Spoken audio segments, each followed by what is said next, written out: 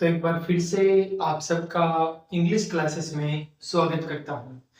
जैसा कि आप जानते हो कि प्रीवियस 2 वीडियो मैंने अपलोड किए हैं, जो कि बेस लेवल इंग्लिश का बेस लेवल है, यानी बिगिनर लेवल से अपन ने शुरू किया है और एक कोर्स टाइप में शुरू किया है, जिसमें अपन ने ये टारगेट रखा है कि स्पोकन इंग्लिश को किस प्रकार से बेसिक लेवल से एडवांस लेवल तक लेके जाते हैं और किस प्रकार से एक फ्लुएंट इफेक्टिवली स्पीक इंग्लिश यानी इंग्लिश बोल सकते हैं, और उसका टारगेट हम लेकर चल रहे हैं।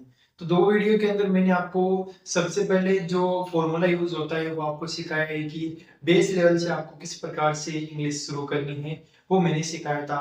और आज उसी फॉर्मूला को आगे लेकर चलेंगे अपन, और उसका सेंटेंस किस प्रकार से बनाएंगे, सेंटेंस में किस प्रकार से यूज करेंगे, वो समझने वाले हैं। मुझे उम्मीद है कि अगर आपका सपोर्ट रहेगा तो क्वालिटी भी अच्छी आएगी वीडियो के अंदर, क्योंकि 2 प्रीवियस वीडियो है उसके अंदर कुछ वॉइस है, उसमें बैकग्राउंड नॉइज भी आ रहा है।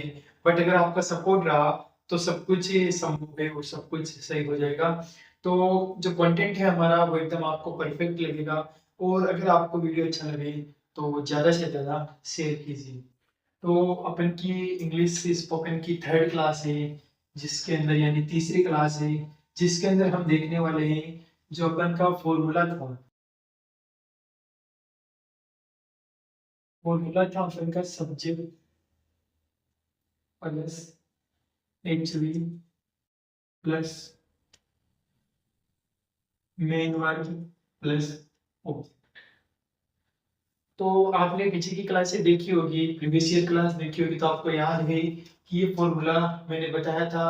और ये कौन सब्जेक्ट क्या है, एचवी क्या है, मेन वर्ब और ऑब्जेक्ट, इसके बारे में मैंने बताया था। तो जैसा कि सब्जेक्ट आपको पता है कि कर्ता को सब्जेक्ट कहते हैं, और कर्ता वो होता है जो सेंटेंस के अंदर काम करता है, यानी किसी काम को परफॉर्मेंस करने वाला, उसे अपन सब्जेक्ट कहते हैं। और सब्जेक्ट 2 प्रकार के होते हैं, सिंगुलर सब्जेक्ट और प्लूरल सब्जेक्ट। मैंने ये भी बताया था, ये सारे सिंगुलर सब्जेक्ट है और वो प्लूरल सब्जेक्ट। इसके बाद में एच भी बताई थी आपको, सहायक क्रिया होती है जो वाक्य में सहायता करती है, वाक्य को पूरा करने में सहायता करती है। नेक्स्ट अपन का है मेन वर्ब। मेन वर्ब वो होती है जिसके अंदर काम में क्या क्रिया हो रही है, काम क्या हो रहा है, उसे अपन वर्ब कहते हैं, क्रिया कहते हैं। इसके बाद में ऑब्जेक्ट। ऑब्जेक्ट वो चीज है जिस पर काम किया जाता है, और ये लगभग निर्जीव चीज होती है, निर्जीव यानी नॉन लिविंग थिंग्स होती है, इसे अपन ऑब्जेक्ट कहते हैं।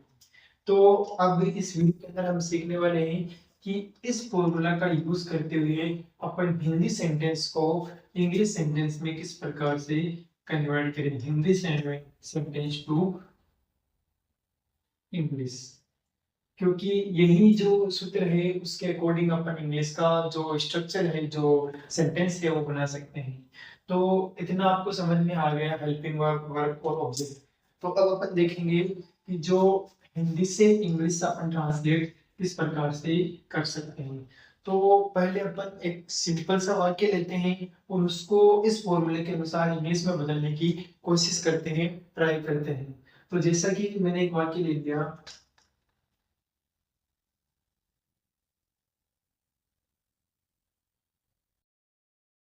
अरुण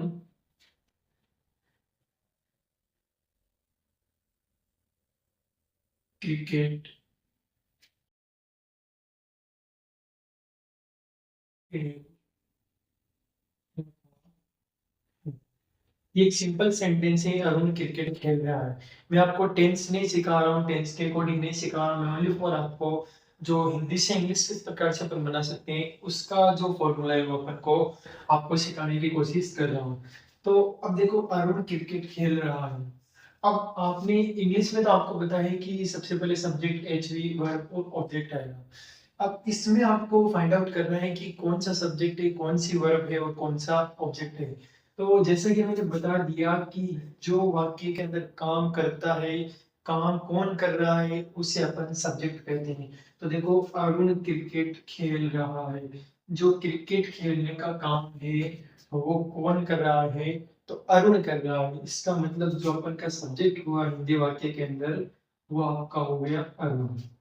क्योंकि हिंदी वाक्य में भी अपन को पता चलना चाहिए कौन सा सब्जेक्ट है, कौन सी हेल्पिंग वर्ब है, कौन सा ऑब्जेक्ट है, तब जाके अपन हिंदी टू इंग्लिश बना सकेंगे। तो आपको ये पता चल गया कि सब्जेक्ट तो अरुण है।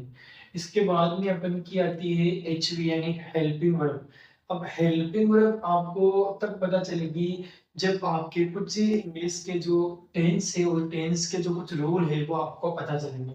तो इसके अंदर एक बार हेल्पिंग वर्ब आप ये समझो, जब भी वाक्य के अंत में आपको रहा रही रहे, क्या बोल रहा हूँ, जब भी वाक्य के अंत में आपको रहा रही रहे मिले और इसमें कोई भी टाइम ड्यूरेशन नहीं दी हुई हो, जैसे 2 दिन से पढ़ रहा है, 5 दिन से पढ़ रहा है, ऐसी कोई भी टाइम ड्यूरेशन नहीं दी रही हो और रहा रही आए, तब आपको helping verb is am are लगानी है।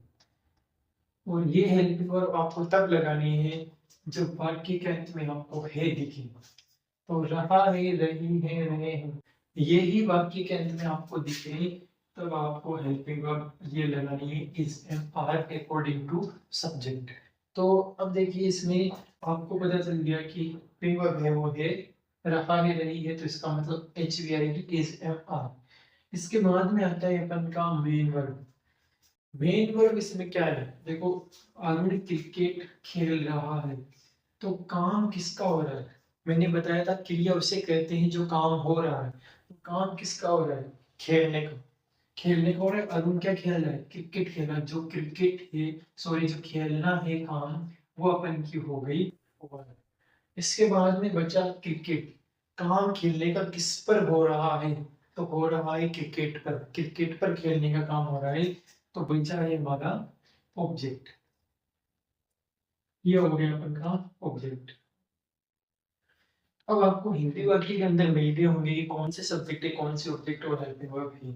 अब इसको इंग्लिश में बढ़ाने की कोशिश करते हैं। तो सबसे पहले इंग्लिश का जो फॉर्मूला है वो क्या कहता है कि सबसे पहले अगर आपको हिंदी वाक्य से इंग्लिश वाक्य बनाना है तो उसके अंदर आपको सब्जेक्ट लगाना पड़ेगा। अब आपका सब्जेक्ट क्या बोल रहा है कि सब्जेक्ट अरुण है, वो बोल रहा है कि मैं सब्जेक्ट हूँ। आपको यहाँ पे इसको इंग्लिश में बढ़ाने के लिए, ट्रांसलेट करने के लिए सब्जेक्ट है और वो आपका सब्जेक्ट है अरुण। अरुण नाम एक तो पहले, ये आपका हो गया सब्जेक्ट। इसके बाद में आता है इंग्लिश फॉर्मूला, कहता है कि सब्जेक्ट आ गया तो उसके बाद में आपको हेल्पिंग वर्ब लगानी है, यानी एच वी लगानी है सहायक क्रिया। तो आपको पता है, आपने पढ़ रखा है कि सब्जेक्ट तो अरुण है और अरुण है वो किसी पर्सन का नाम है। अरुण किसी पर्सन का नाम है और अरुण है वो एक ही व्यक्ति की बात हो रही। तो जब भी मैंने बताया था एक ही व्यक्ति की बात हो, तब आपका आएगा सिंगुलर सब्जेक्ट और सिंगुलर सब्जेक्ट के साथ में आपके लगानी है इज। तो यहाँ पे अरुण है वो कौन सा पर्सन है, सिंगुलर सब्जेक्ट है। तो सिंगुलर सब्जेक्ट है तो आप आएगी अरुण के साथ में क्या आएगा, इज आएगा। अरुण इज के बाद में इतना हो गया। अब आता है इंग्लिश वाला रूल, कहता है कि आपका सब्जेक्ट कंप्लीट है, आपकी हेल्पिंग वर्ब कंप्लीट है, अब आप लगाओ मेन वर्ब। अब आप हिंदी वाक्य में देखो कि मेन वर्ब कौन सी है।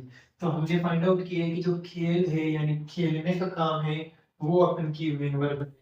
अब आपको यहाँ पे थोड़ा सा दिक्कत होगी, क्यों, क्योंकि आपको पता है कि खेलना हिंदी में तो आपको पता चल कि वर्ब है, बट इसको इंग्लिश में कैसे कन्वर्ट करेंगे, क्योंकि खेलना तो इधर लिख नहीं सकते अपन, इंग्लिश बना रहे हैं। इसके लिए मैंने बताया था आपको जो वर्ब है वो आपको 50 से 100 वर्ब आपको याद करनी पड़ेगी। और ये याद करोगे विद फिफ्थ फॉर्म, यानी अगर आप थर्ड फॉर्म के साथ में याद करते हो तो फोर्थ और फिफ्थ फॉर्म आप बना लोगे अपने आप ही। तो ये वर्ब आपको याद करनी पड़ेगी, तब जाके आप जो इंग्लिश है वो थोड़ा और सीख पाओगे। तो अरुण लिख दिया मैंने, इज लिख दिया। इसके बाद में आती है वर्ब। वर्ब है खेल, यानी खेलने का काम हो है, तो खेलना, तो खेलना है वो होता है खेल। तो खेलना को इंग्लिश में अपन बोलते हैं प्ले। क्या बोलते हैं, play, P L A Y, play. तो यहाँ पे मैंने लिख दिया आई वांट इज ए पिता लिख दिया। अब इसमें देखो ये टेंस अपन का है इज एम आर वाला, यानी कंटिन्यूअस टेंस है, ये रहा रही आ रहा है पीछे। तो इसमें मैंने बताया था कि जो वर्ब है उसकी अलग अलग फॉर्म होती है। तो इस टेंस के अंदर, इस सेंटेंस के अंदर जो वर्ब की फॉर्म है वो आ रही है आपकी फोर्थ फॉर्म। कौन सी, फोर्थ फॉर्म। ये जो मैंने लिखा है अभी ये वर्ब की है फर्स्ट फॉर्म। अब फर्स्ट फॉर्म को फोर्थ फॉर्म बनाने के लिए आपको इसमें क्या लगाना है, आईएनजी ऐड करना है और आईएनजी ऐड करते ही ये आपके बन गई PLAYING प्लेइंग। अरुण इज इसमें अपन ने लगा दिया प्लेइंग। Arun is playing. आगे आएगा आपका, अब बचा क्या इसके अंदर, ऑब्जेक्ट। तो इसके बाद में आप उतार दो इसका ऑब्जेक्ट। ऑब्जेक्ट आपका रहा ये, हिंदी वाक्य के अंदर ये ऑब्जेक्ट है, इसको उतार दो क्रिकेट।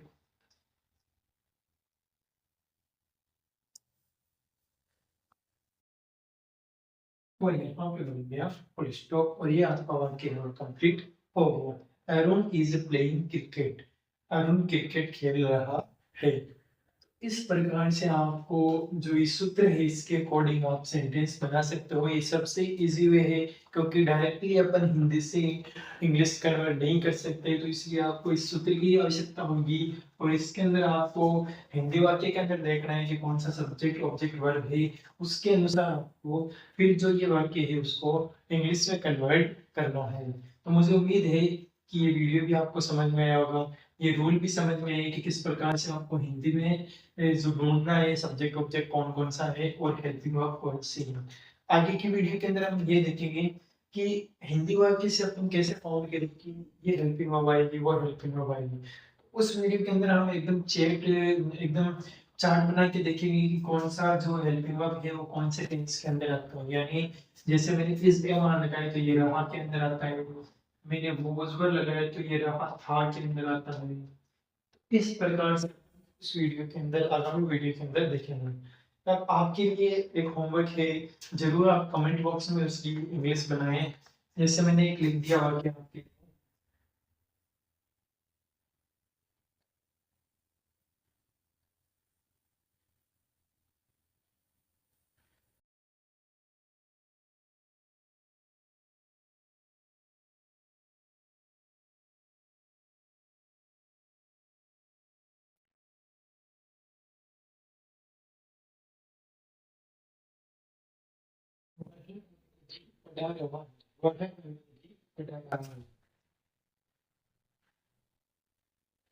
अब ये आपको कमेंट करना है कि इसको इंग्लिश में क्या कहते हैं और इससे इससे इसकी सहायता से इसकी इंग्लिश कैसे बने।